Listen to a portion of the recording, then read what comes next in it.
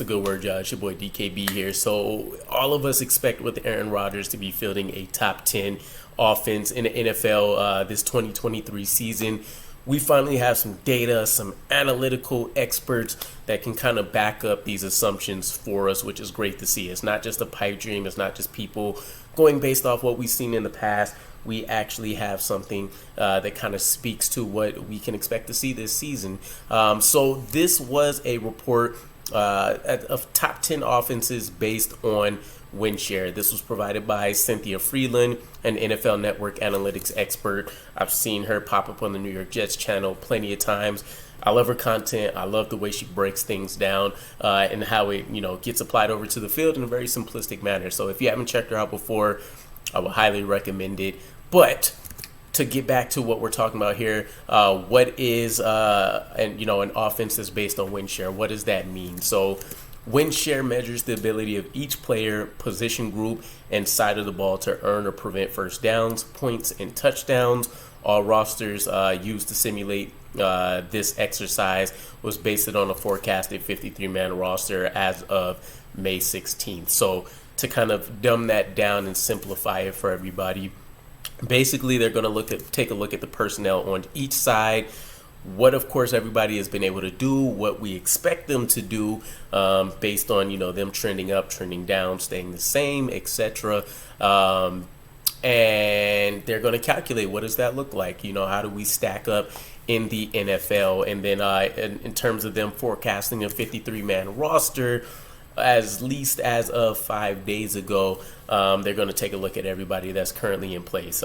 We do mean everybody. Anybody that was a starter last year, key role players, maybe rookies, undrafted free agents that we expect could particularly make the team.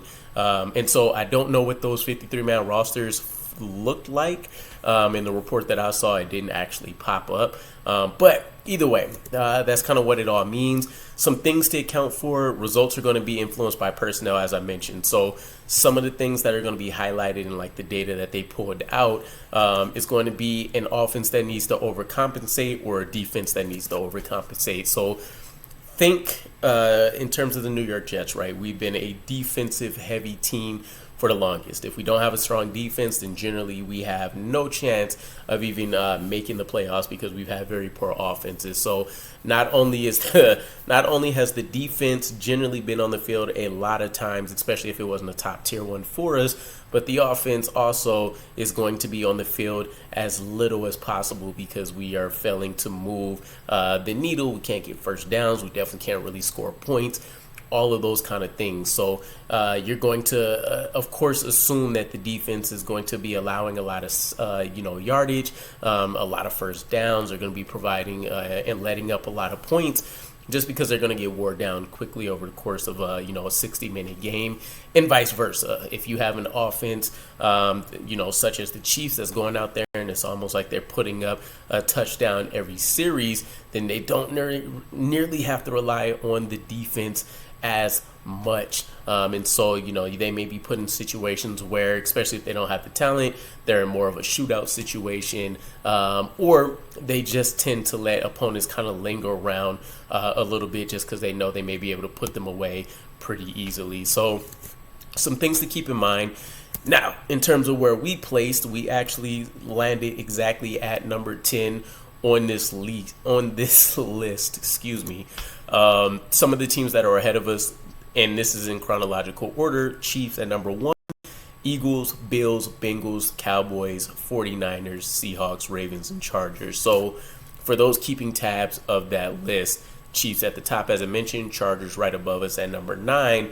That's 5 AFC East. That's 5 AFC teams ahead of us in terms of their offense providing a pretty significant amount of their wins as opposed to the defense. And we shouldn't be surprised. We know the AFC as a whole is tough. Is why many people thought Derek Carr was going to go to the Saints if it was open, and if the New York Jets weren't seriously pursuing Aaron Rodgers anyways, because the path to the playoff is extremely easy. So no real shockers here. Seeing the Chiefs, seeing the Bills, seeing the Bengals ahead of us. The Ravens with Lamar Jackson makes sense. And then Justin Herbert, obviously, as a quarterback on the rise, trying to enter that top 10, top 5 conversation for sure. But let's go ahead and dive into the explanation I was given about why the Jets landed at number 10. So the report says the Jets, Dolphins, and Vikings are all extremely close in slots 10 through 12 here, with small differences separating them. Aaron Rodgers' ability to increase the effectiveness of his O-line pushes the Jets slightly ahead and into the 10th spot. Over the past 5 seasons, no quarterback has helped his O-line more than Rodgers per computer vision, which I guess is the system or model they use to take all this aggregate data and then put it out in whatever format allows them to tell the story. I was a bit shocked that the Jets ended up in the top 10 because their defense is also ranked in my top 10, whereas the Vikings defense is not, meaning their offense should pick up a bigger win share. In the end, though, the Jets schedule includes too many games where they are forecast to lean heavily on the Rodgers-led attack. If we're doing fantasy drafts right now, Breece Hall would be my running back 7 in a PPR league, assuming he's fully healthy. So some of the things I pulled out from that little section they gave us, the fact that Aaron Rodgers impacts his offensive line in a way that almost no other quarterback can, right?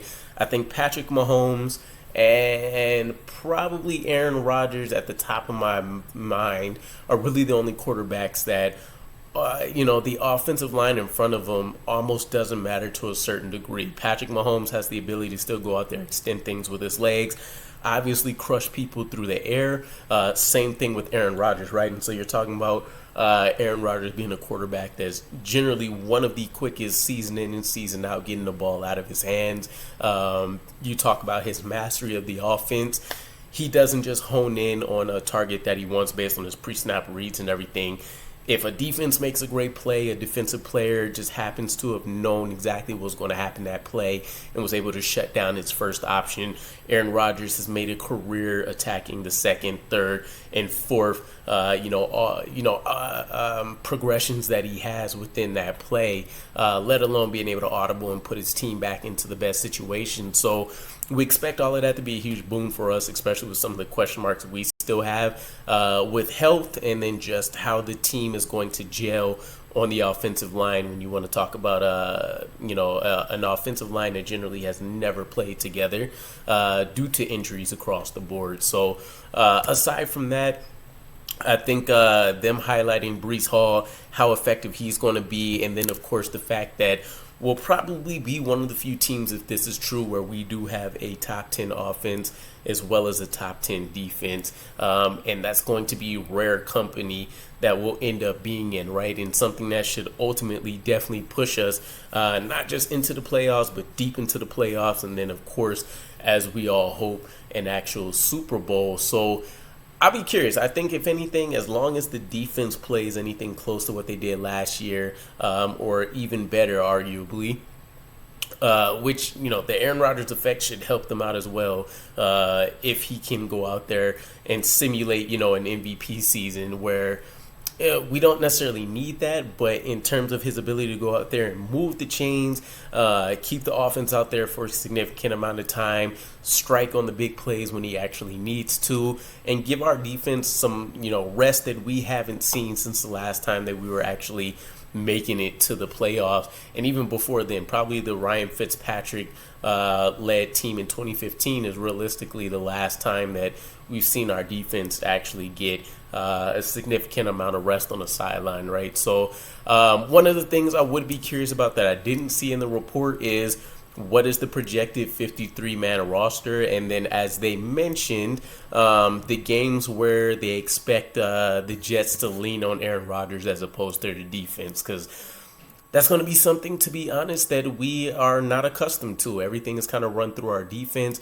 We've expected them to not only shut an offense down, but actually be able to go out there and help provide some points as well, more often than not. But let me know what your guys' thoughts are. I'm curious. Do you think the Aaron Rodgers-led New York Jets can actually generate a top 10 modern-day NFL offense, which has eluded us for so long? Or do we not even need it? And, realistically, as long as we're average, we're good. But curious what your guys' thoughts are, and I'll catch you again. Peace.